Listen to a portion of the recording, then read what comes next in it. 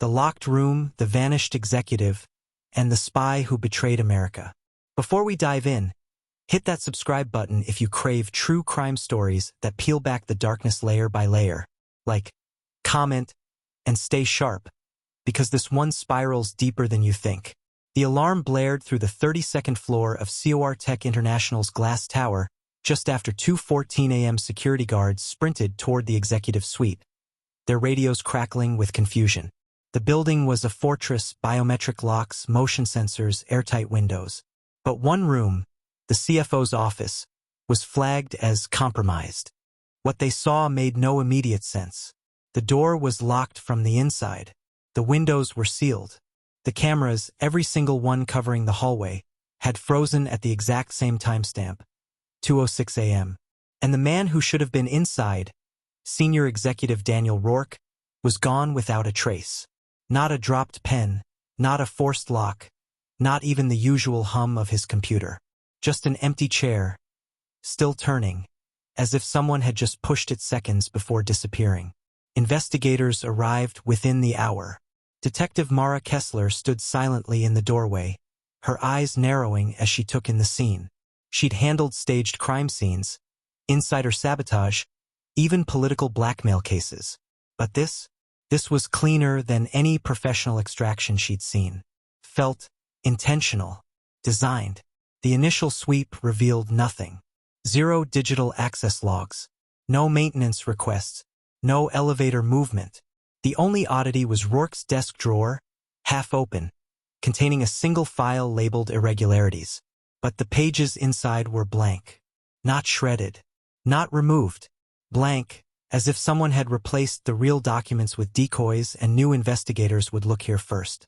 By sunrise, COR's executives were already whispering behind closed doors. Rourke had been poking into something he wasn't supposed to. Something involving classified contracts with an unnamed agency. And the more detectives pushed, the more walls they hit. Then the FBI arrived.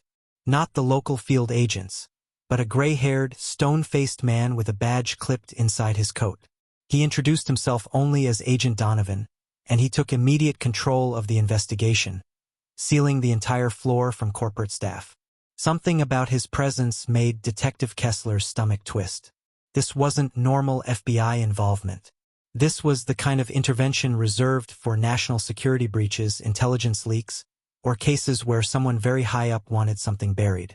While the FBI began its sweep, Kessler questioned Rourke's assistant, a young analyst named Erin Locke. Her voice trembled as she explained that Rourke had been pulling late nights for weeks, obsessively digging into foreign payment routes and ghost accounts that didn't appear anywhere in COR's internal systems. He said he found something, Erin whispered. Something connected to an old case the FBI still won't talk about. He said it involved a traitor. Kessler pressed. A traitor to who? To the country. Hours later, while agents stripped the office clean, Kessler noticed something none of them had. A hairline seam along the west wall, almost invisible under the textured paint. She pushed. Nothing. She pressed again, harder, and felt a faint shift. A hidden panel slid back less than an inch.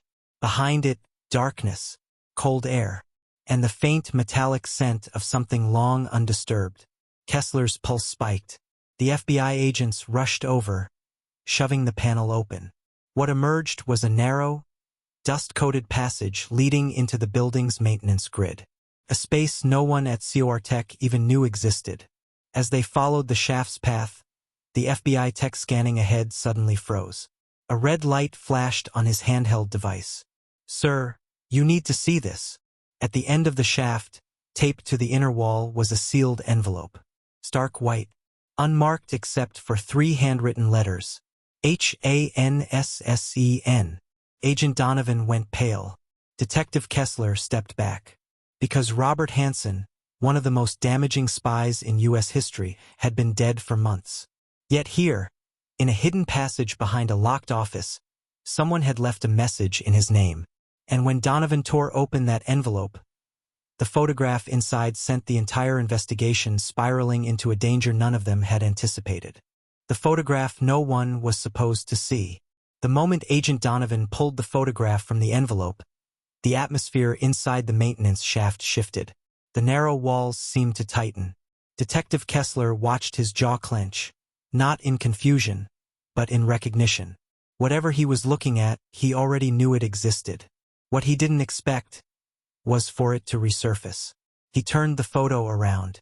Kessler felt her breath catch. It showed Daniel Rourke, the missing executive, in a dimly lit cafe somewhere overseas. He wasn't alone.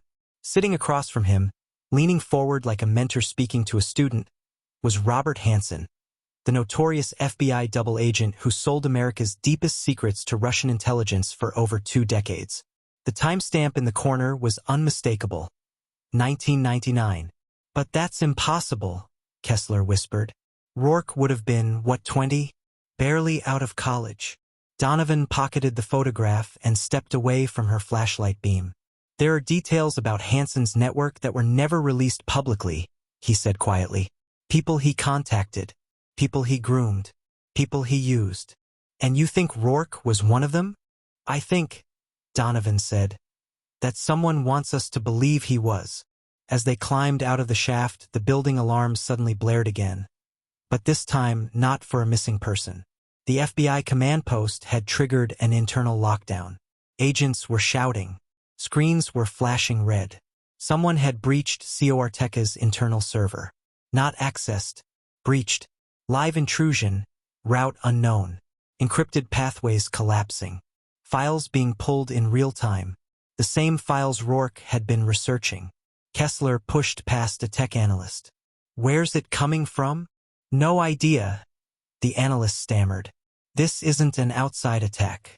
It's coming from inside the FBI network. Every head snapped toward Agent Donovan. His expression didn't change, but the tightening in his eyes said everything. Someone was using federal credentials, the kind locked away behind layers of clearance, to erase every trace of what Rourke had uncovered. Then the screens went dark. Every one of them. Total blackout. The room fell silent. A long, cold silence that felt like the prelude to something far worse.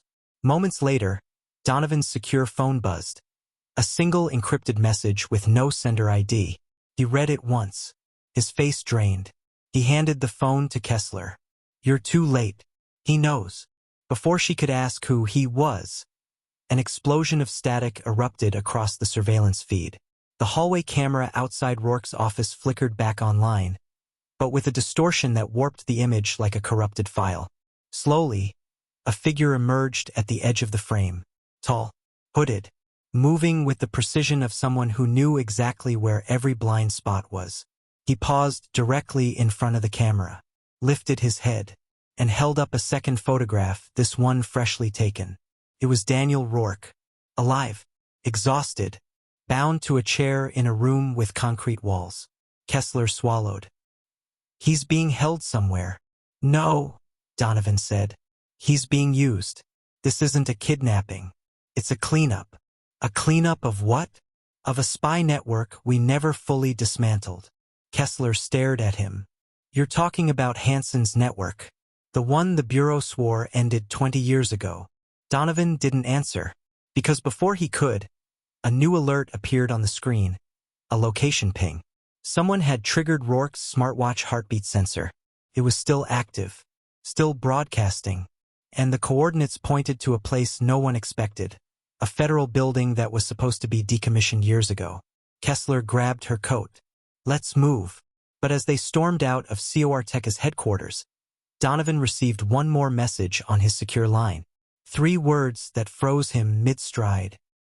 He never died. By the time Kessler turned back to ask what it meant, the agent was already hiding the phone in his jacket and avoiding her eyes. Because if the message was true, if the implication was real, then Robert Hansen, the spy who betrayed America, was not the only ghost still haunting the intelligence world. Someone else, someone even closer, had stepped into his shadow, and they had just made their first move. The last asset in the shadows. The abandoned federal building sat on the outskirts of Denver, a concrete relic swallowed by weeds and silence. Its windows were boarded, its parking lot cracked, its corridors rumored to house old surveillance hardware the government never bothered to remove. When Detective Mara Kessler and Agent Donovan arrived just after midnight, the air felt unnaturally still, as if the structure itself were holding its breath. The location ping from Daniel Rourke's smartwatch had come from deep inside the basement level. Kessler unholstered her flashlight. If this place is decommissioned, who's powering the tracking signal? Donovan didn't respond. His eyes were fixed on the entrance like he already knew what waited inside, and dreaded it. They descended into the building's lower floors, their footsteps echoing through long corridors lined with peeling paint and abandoned filing cabinets. The deeper they went, the colder it became, not from temperature, but from the unmistakable layer of secrecy saturating the air. At the bottom of a rusted stairwell, Kessler stopped. A single light glowed under a steel door. Fresh wiring snaked into the frame. Someone was definitely inside. She nodded at Donovan and they pushed through. The room was small, windowless, and filled with outdated surveillance gear, old FBI consoles, reel-to-reel recorders, analog switchboards. Someone had reactivated all of it. The equipment hummed like a ghost of Cold War operations. And in the center of the room sat Daniel Rourke. Alive, shackled to a chair. Eyes hollow but conscious enough to register fear. When he saw Donovan, he flinched hard. No, you weren't supposed to be here. Kessler rushed to unfasten the restraints, but Donovan stopped her. Wait, something's wrong. Rourke's breathing quickened. Sweat beaded on his forehead. You have to leave. Both of you. You don't understand. The overhead lights snapped off. The room plunged into darkness. A metallic click echoed from somewhere in the shadows. Not a gun. A relay switch. Someone had just activated a system. Kessler shined her flashlight toward the corner, revealing a wall of old surveillance monitors, each flickering to life. One by one, the screens displayed the same image. Robert Hansen, his ADX prison photo. Then the screen glitched and replaced his image with a different face. A man in his late 60s. Gray hair, sharp eyes, cold expression. Agent Donovan. Rourke began to shake. He's the last one. He's the one Hansen trained. He kept the network alive after the arrest. You weren't supposed to find me. You weren't supposed to see anything. Kessler stepped back, flashlight trembling. Donovan, what is he talking about? Donovan exhaled slowly, almost with relief, as if a weight had finally lifted. He's telling the truth.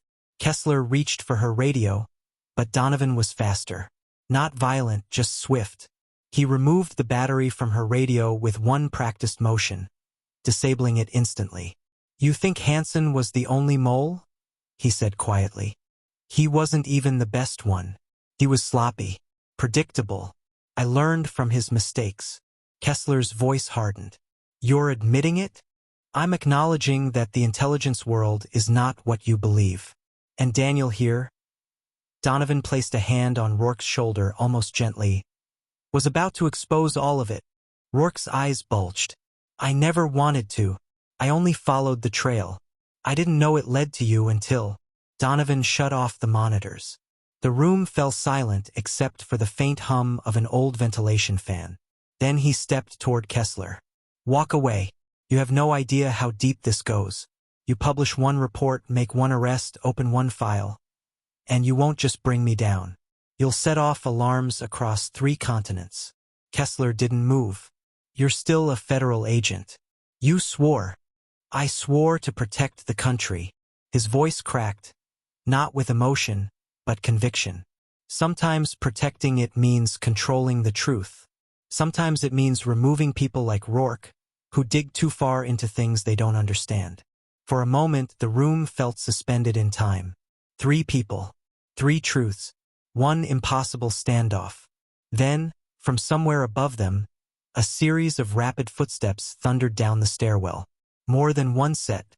Donovan's eyes widened. No, they weren't supposed to trace this place. But they had. Because before Kessler entered the building, she'd done something simple. Something Donovan didn't expect. She left her car radio on an open channel. Passive signal. A location beacon. The door burst open. A tactical FBI rescue team stormed inside. Donovan froze, not in fear, but in resignation. He raised his hands, surrendered without a word. As they cuffed him, he leaned toward Kessler. "You think this ends with me?" he whispered. "You haven't even met the one who recruited me." Kessler's blood ran cold. "Who?" A small, chilling smile crossed Donovan's face. "You already know his name." Then he nodded toward the old surveillance monitors, toward Hansen's ADX photo still glowing on one of the screens. Not a message, not a warning, a chain, a lineage. The network wasn't dead. It was evolving. Decades after Hansen's betrayal, new operatives still moved in the shadows, some inside the very agencies meant to stop them.